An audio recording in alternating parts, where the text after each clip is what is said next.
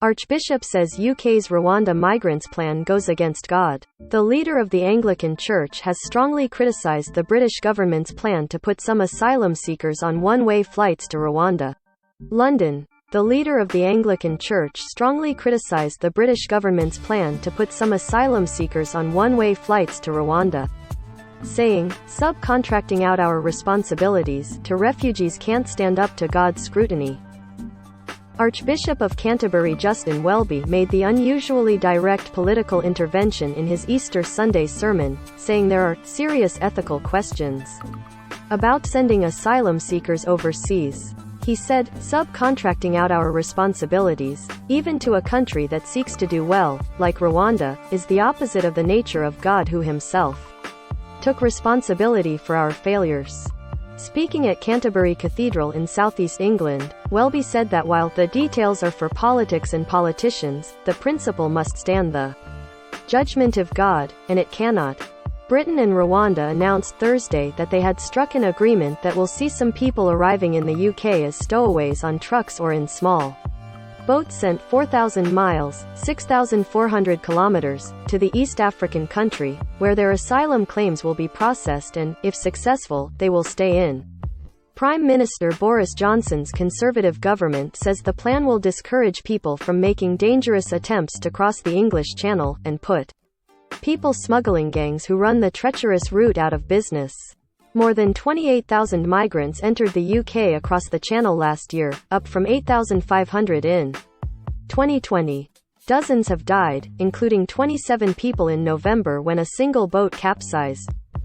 Refugee and human rights groups called the plan inhumane, unworkable, and a waste of taxpayers' money.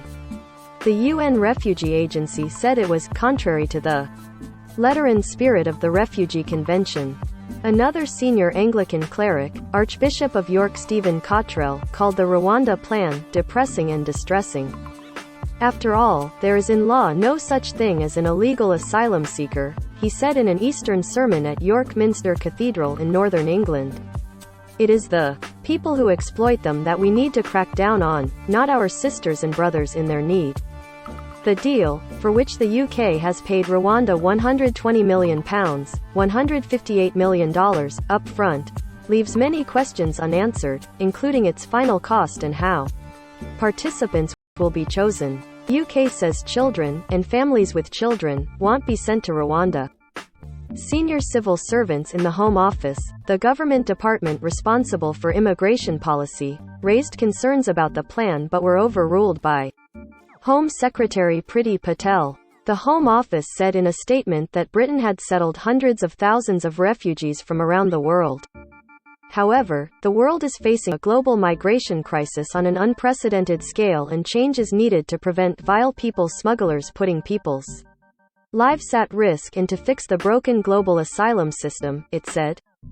Alf Dubs, a Labour Party member of the House of Lords who came to Britain as a child refugee from the Nazis in 1939, said the plan was likely a breach of the 1951 Geneva Conventions on Refugees. He said the Lords, Parliament's upper chamber, would challenge the move.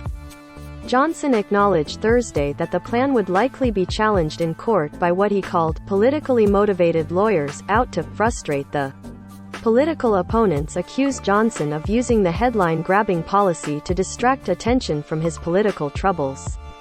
Johnson is resisting calls to resign after being fined by police for attending a party in his office in 2020 that broke coronavirus lockdown rules.